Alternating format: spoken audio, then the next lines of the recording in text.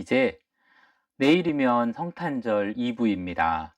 그리고 모레가 바로 성탄절이 되겠죠. 성탄절을 앞두고 꼭 이 메시지를 하나님으로부터 받았기 때문에 전하고 싶었습니다.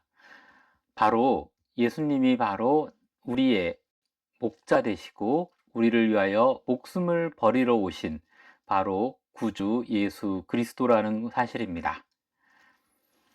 그래서 오늘 성탄절과는 어쩌면 동떨어져 있을지 모르지만은 요한복음 10장의 말씀을 가지고 이 자리에 섰습니다.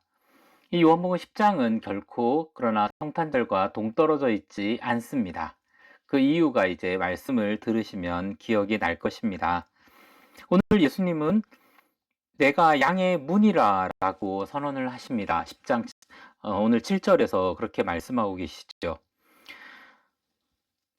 양의 우리 제가 본 바로는 양우리나 뭐 외양간도 그렇고 동물들을 사람들이 키우는 이곳에는 문은 하나뿐입니다. 문이 하나뿐이기 때문에 예수님은 오늘 내가 바로 양의 문이다라고 말씀하고 계십니다. 나를 통하지 않고는 결코 구원을 받을 수 없다라는 말씀을 직접 하고 계십니다. 이것은 양의 우리라고 하는 그러니까 양의 문이라고 하는 이 선언 속에서 예수님만이 바로 구주 되시며 우리의 생명을 구원하실 유일한 그리스도라는 사실을 말씀하고 있습니다. 이 말씀은 사도행전 4장 12절에서 베드로가 사내들인 공회에서 재판을 받을 때에 했던 선언과도 일치합니다. 다른 이로서는 구원을 받을 수 없나니 천하 사람 중에 구원을 받을 만한 다른 이름을 우리에게 주신 일이 없음이라 하였더라. 사도 바울 역시 빌립보 감옥에서 이렇게 전도하였죠. 주 예수를 믿으라. 그리하면 너와 네 집이 구원을 얻으리라. 오늘날 지금 성탄절이 다가오면 세상은 정말 흥청망청 그렇게 되어 갑니다.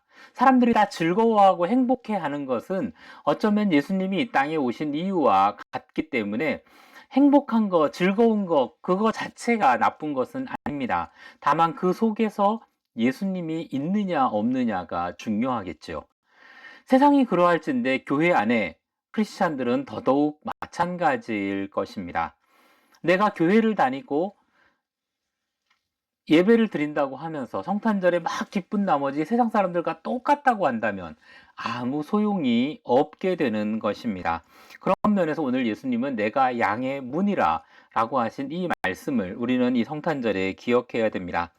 또한 오늘 본문 속에서 예수님은 두 번째로 나는 선한 목자다라고 말씀을 하십니다. 이 선한 목자라고 선언하신 것은 예수님께서 바로 구약에 예언되어진 메시아라는 사실입니다. 이사야 7장에서 처녀가 잉태하여 아들을 낳으리니 그 이름을 임마누엘이라 하라고 하신 그 말씀이 마태복음에 보면 예수님에 의해서 성취되었음을 말씀하고 있습니다. 동일하게 내가 선한 목자라고 하는 이거 역시 에스겔서 34장 23절에 다윗의 왕위를 이은 이스라엘의 목자가 바로 예수님이라고 하는 이 예언이 성취된 것을 말씀하고 있는 것입니다. 예수님 스스로가 내가 바로 구약에 예언되어진 이스라엘의 목자라는 것을 선언하고 있습니다. 그 이유는 이거죠. 선한 목자라고 하시면서 예수님은 오늘 내가 목숨을 버린다라고 강조하고 있어요. 선한 목자인데 양들을 위해서 내 목숨을 버린다라고 예수님은 말씀하고 있다라는 겁니다. 이게 왜 놀라운 거냐 하면 일반적으로 우리가 목자라고 하면은 양들을 위하여 목숨을 버리는 존재라기보다가 양들을 돌보는 존재죠. 양들을 먹이고 양들을 이끌고 다니고 보호하는 그런 보호자의 역할인데 예수님은 오늘 내가 참 목자이고 삭군이 아니므로 양들을 위하여 목숨을 버린다라고 강조하고 있습니다. 물론 양들을 키우다 보면 맹수들이 들어오거나 하면은 목숨을 버려야 될 상황도 있겠죠. 그러나 일반적으로 목자라 그러면 양을 돌보는 자입니다. 양을 치는 자이고요. 그래서 예수님은 부활하신 베드로에게 내 양을 먹이라, 내 양을 치라라고 말씀하고 있습니다. 즉 목자는 양들을 먹이는 존재이고 양들을 돌보는 존재이지 목숨을 위하여 죽는 존재로서 우리가 인식되어지지 않는다라는 거죠. 그럼에도 불구하고 예수님은 오늘 내가 바로 선한 목자이고 양들을 위하여 죽는다라고 말씀하고 계십니다. 이것은 목자이신 예수님께서 앞서 양의 문이라고 하시면서 내가 나를 통하지 않고는 구원받을 수 없다라고 하신 이 말씀과도 연결되어지는 말씀입니다.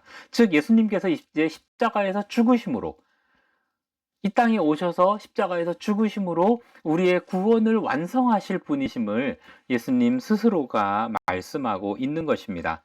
왜 예수님께서 그런 목숨을 버려서 우리를 구원하시고자 하시냐 하면 오늘 10절에 그 말씀이 있습니다. 10절에 보면 예수님은 양의 문으로서 양들을 위하여 왔는데 양들로 하여금 생명을 얻게 하고 풍성히 얻게 하겠다라고 말씀하고 있습니다. 다시 한번 10절의 말씀을 보겠습니다.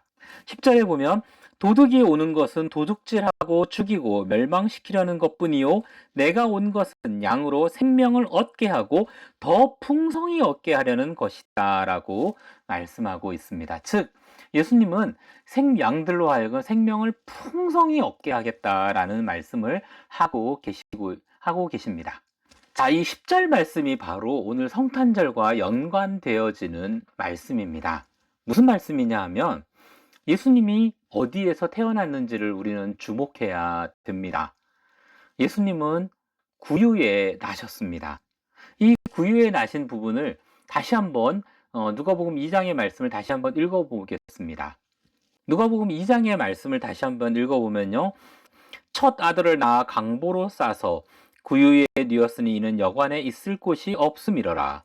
그 지역의 목자들이 밤에 밖에서 자기 양떼를 지키더니 주의 사자가 곁에 서고 주의 영광이 그들을 두루 비추매 크게 무서워하는지라. 천사가 이르되 무서워하지 말라. 보라 내가 온 백성에게 미칠 큰 기쁨의 좋은 소식을 너희에게 전하노라. 오늘 다윗의 동네에 너희를 위하여 구주가 나셨으니 곧 그리스도 주시니라. 너희가 가서 강보에 쌓여 구유에 뉘어 있는 아기를 보리니 이것이 너희에게 표적이라 하더니 호련히 수많은 천군이 천사와 함께 하나님을 찬송하여 이르되 지극히 높은 곳에서는 하나님께 영광이요 땅에서는 하나님이 기뻐하심을 입은 사람들 중에 평화로다 하니라. 천사들이 떠나 하늘로 올라가니 목자가 서로 말하되 이제 베들레헴으로 가서 주께서 우리에게 알리신 바 이 이루어진 일을 보자 하고 빨리 가서 마리아와 요셉과 구유에 누인 아기를 찾아서 보고 천사가 자기들에게 아기에 대하여 말한 것을 전하니 듣는 자가 다 목자들이 그들에게 말한 것을 놀랍게 여기되 마리아는 이 모든 말을 마음에 새기니라. 목자들은 자기에게 이르던 바와 같이 듣고 본 그 모든 것을 인하여 하나님께 영광을 돌리고 찬송하며 돌아가니라 되어 있습니다. 자, 첫 성탄절의 소식이 누가복음 2장에서 이렇게 자세하게 설명되어져 있습니다. 자, 여기에서 구유라는 단어가 3번이나 나옵니다. 이 구유라는 단어는 누가복음 2장에만 등장하는 소식입니다. 그래서 구유의 뜻을 찾기보다는 구유에 뉘어진 아기 예수님에 대해서 우리는 생각해 보아야만 합니다. 자, 사람들은 이렇게 생각해요. 구유에 누인 아기를 보면서 예수님 참 안 됐다. 불쌍하다. 어쩌면은 그 만왕의 왕이신 예수님이 구유에 누워질 수 있을까? 너무 불쌍하다. 너무 그렇게 생각하기도 합니다. 또는 예수님이 참 겸손하시다. 그렇게 얘기하기도 하죠. 그러나 겸손한 걸로 치면은 이미 구약에 예언이 되어져 있습니다. 스가랴서에 보면 그러니까 왕으로 나신 왕은 겸손하여서 나귀 새끼를 탔다라고 되어 있기 때문입니다. 즉 예수님이 예루살렘을 입성하실 때 나귀 새끼를 타신 것이 구약에 예언되어진 겸손의 모습입니다. 즉 구유에 대해서는 구약에 예언이 안 되어져 있습니다. 그러니까 구유에 누워진 아기 예수님 보면서 겸손하다, 물론 그렇게 느끼실 수도 있지만은 그보다는 좀 더 우리가 깊은 의미를 찾아볼 필요가 있습니다. 단순히 그 정도가 아니라는 거죠. 특히 불쌍하다, 이건 아닙니다. 정말. 왜냐? 예수님은 하실 수만 있으면, 예수님은 하나님이세요. 이 세상을 창조하신 창조주 하나님이시라는 거죠. 그분이 하시고자 하신다면 아무리 부모가 가난하다 할지라도 충분히 하나님의 주권 속에서 태어날 곳을 예비하실 수도 있으신 분입니다. 그런데 왜 구유에 누워지는 것을 예수님은 하나님께서 허락하셨고 예수님을 거기에 누워야만 하셨는지 있는가라는 거죠. 이것은 우리에게 보여지는 그림 언어입니다. 내가 이 땅에 온 이유를 설명하고 계시다라는 거죠. 우리는 이 구유를 일반적으로 집을 생각하기 쉽습니다. 독일에는 성탄절 때면은 제 옆에 있는 이런 구유 장식들을 교회에서도 집에서도 많이 합니다. 여기에 보면 역시 이렇게 이것도 역시 이렇게 집 속에 이런 이제 지붕이 있고 집 속에 여기 아기 예수님이 있는 것을 봅니다. 단순히 이렇게 되면 집안에 있는 구유로 생각하기 쉽지만 예수님이 뉘어진 구유는 제가 찾아보니까요.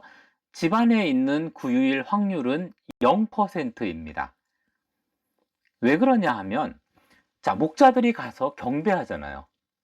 목자들이 가서 경배하는데 밤에 갑니다.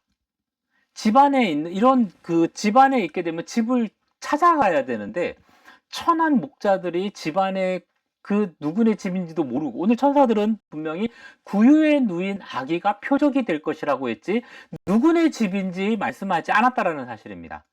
그렇다고 한다면 밤에 목자들은 문을 두들겨서 문을 열고 들어가서 확인을 해야 되는데 그런 작업을 할 수 있는 신분이 목자들은 아닙니다. 당시에 아주 낮고 천한 신분이었기 때문에요. 그렇기 때문에 집안에 있는 구유는 아닙니다. 그리고 또한 목자들에게 시간이 많지 않았어요. 시간이 많지 않아 빨리 찾아야 됐었습니다. 빨리 찾아야 돼요. 왜냐? 양들을 들여다 두고 왔잖아요. 그러면은 밤새 찾아서 빨리 찾아가서 확인하고 또 양들이 잠에서 깨기 전에 돌아가야지 양들이 안전할 수 있다라는 겁니다. 선한 목자로 오신 예수님께서 예수님께 경배하러 온 이 목자들을 사꾼처럼 양들을 들여다 버려두고 양들이 죽음 가운데 내버려지게끔 하는 그런 사꾼으로 만드실 이유는 없기 때문입니다. 예수님은 이 땅에 오셨고 선한 목자로 오셨고 그 그림을 우리에게 보여주고 계십니다. 이 목자들이 예수님을 경배했다라는 게 너무나 잘 일치되고 있죠. 자, 그러니까 목자들이 만약에 집안에 있다 그러면 시간상으로도 부족해요. 집집마다 확인을 하려면은 베들레헴의 인구가 아무리 적다 그래도 밤새 이 가난하고 천한 목자들이 밤새 그 집들을 다 확인하는 것은 불가능하기 때문입니다. 지금처럼 도시에 이렇게 딱 모여 있는 것도 아니기 때문이죠. 집들이 이렇게 흩어져 있을 가능성이 충분합니다. 어찌되었든 정확히 베들레헴의 그 당시 지리가 어떤지 모르겠지만 적어도 인구가 한 3,000명 사는 동네였다라고 그 자료에 보면 되어 있습니다. 그렇다고 한다면 인구 적어도 한 1,000명에서 3,000명. 뭐 그러면은 100가구 정도 되는 집들이라고 할 수 있겠죠. 아니 몇백 가구라고 봐야 되겠죠. 이런 집들을 찾아다니는 것은 거의 불가능합니다. 자, 그리고 그 당시에 사람이 너무 많았다라는 거죠. 그렇기 때문에 이 목자들이 밤새 찾아가는 건 불가능한데 예수님이 태어나신 곳을 천사가 알려준 힌트를 보면 목자들이 아는 구유여야 된다는 전제가 있습니다. 오늘 이 천사들의 힌트를 보고 목자들이 찾아간 것을 보면은 전제 조건이 있어요. 첫 번째는 예수님의 부모가 가난해야 돼요. 부자였으면 당연히 구유에 안 이어지겠죠. 또한 이 가난한다는 목자들이 예수님의 부모가 가난해 마리아와 요셉이 가난해야 된다라고 하는 것은 목자들이 그 당시에 가난한 겨울이 되면 동굴에서 양들을 데리고 월동을 하게 됩니다. 베들레헴 주변에는 석회 동굴이 많고 그곳에는 구유도 있었다라고 합니다. 그러니까 가난한 목자들이 가난한 집에 양들을 데리고 그 동굴 속에서 월동을 하게 되면 지나가는 나그네들이 가난한 나그네들이 그곳에서 함께 그 동굴 속에서 잠을 자고 가기도 했다라는 거죠. 그렇기 때문에 구유에 뉘어진 아기라고 했을 때 이 목자들은 금방 알 수가 있습니다. 동네에 있는 구유가 아니라 베들레헴 동네 주변에 있는 우리가 평상시에 월동을 했던 구유다 라고 하는 것이 전제가 되는 것이죠. 또한 이 목자들이 들에 있었던 걸로 봐도 오늘날 크리스마스처럼 이것이 겨울이 아니었습니다.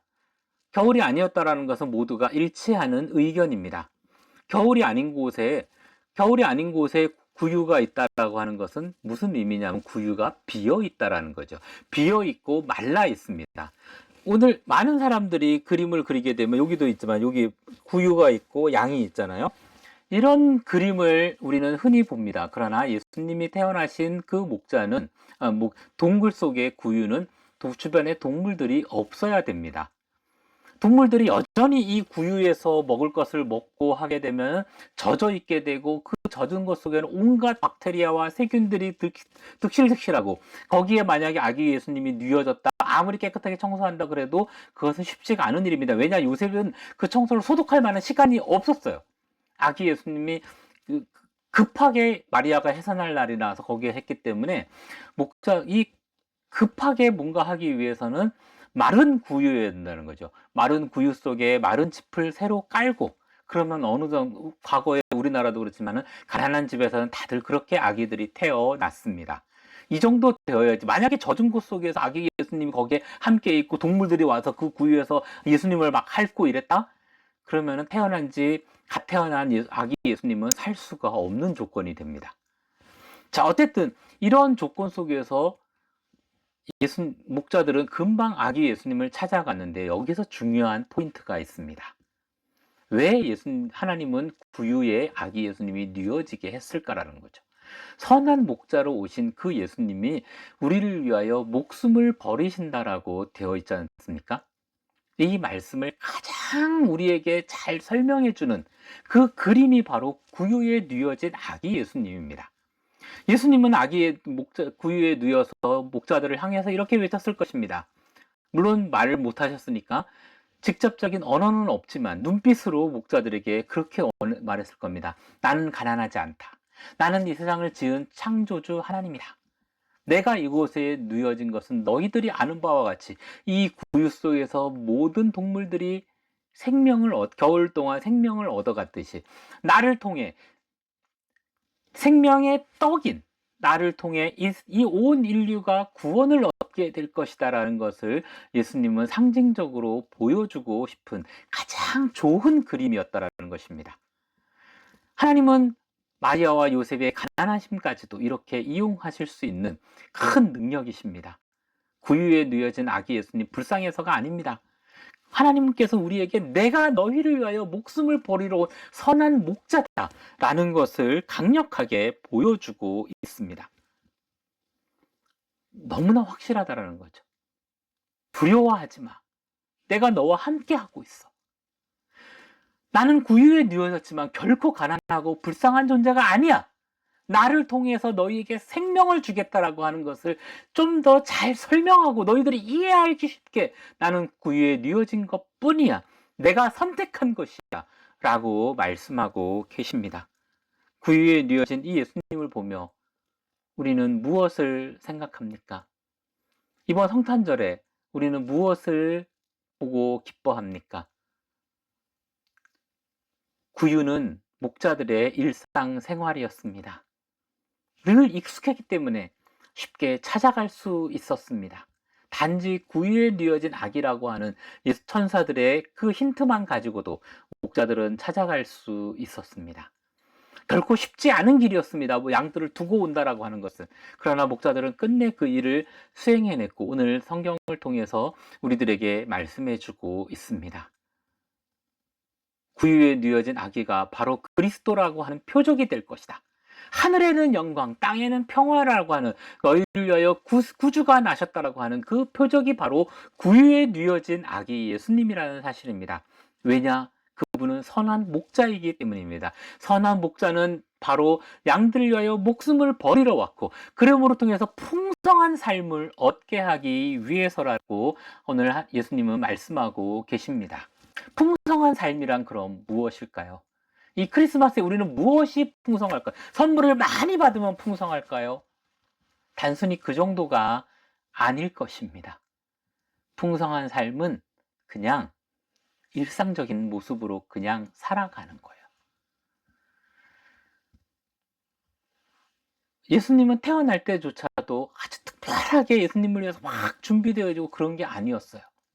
마리아와 요셉이 로마 황제의 칙령에 따라서 호적하러 가야 되는 그러한 일상이었다라는 거죠. 거기 가서 무슨 특별하게 준비되어진 그런 아주 호화로운 집에서 태어난 것이 아니고, 그냥 일반 여행객들이 가다가 쉬어가던 그 쉼터에서 예수님은 태어나셨습니다.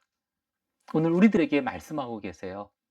너희 일상이 바로 너희 일상을 통해서 너희가 풍성한 삶을 누리길 바래라고 말씀하고 있다라는 거죠. 이 일상은 막 그 호랑이가 되는 게 아니라는 거예요. 우- 목자 되신 예수님은 우리에게 우리는 양이라고 말씀하고 계십니다. 그 양들이 구유에서 꼴을 먹는 것은 일상입니다. 양이 호랑이로 변신하고 막 사자로 변신해서 이 세상을 지배하고 가지는 그러한 풍성함이 아니라 양들은 그저 구유에서 꼴을 먹는 생명을 얻어가고 물을 마시고 그게 바로 풍성한 삶이라는 거죠. 겨울 동안 메마른 땅에 추위를 피하고 따뜻한 곡물을 먹을 수 있는 그 구유에 누워진 아기 예수님은 내가 바로 선한 목자고 너희를 위하여 너희의 풍성한 삶을 위해서 내가 목숨을 버렸다라고 말씀하고 있습니다. 우리는 자꾸만 나보다 높아지려고 그래요. 내가 뭔가 더 가지려고 해요. 아니요. 예수님이 이 땅에 오신 것은 오늘 하루 일상을 정말 우리가 행복하게 살아가기를 원하십니다. 하루하루 정말 행복하게, 즐겁게 우리가 살아가기를 원합니다. 그것이 바로 성탄절의 가장 큰 의미입니다. 이 땅에 오신 예수님은 하늘에는 영광, 땅에는 평화라고 했는데 그 평화는 막 우리가 막 백마 타고 가면서 모든 것들을 다 제압하고 힘으로 만세 하면서 부르는 그런 평화가 아니라 잔잔하게 들판에서 혹은 동굴 속에서 양들이 목자들이 주는 그 꼴을 먹으며 물을 마시며 살아가는 그것이 바로 풍성한 삶이라는 것입니다.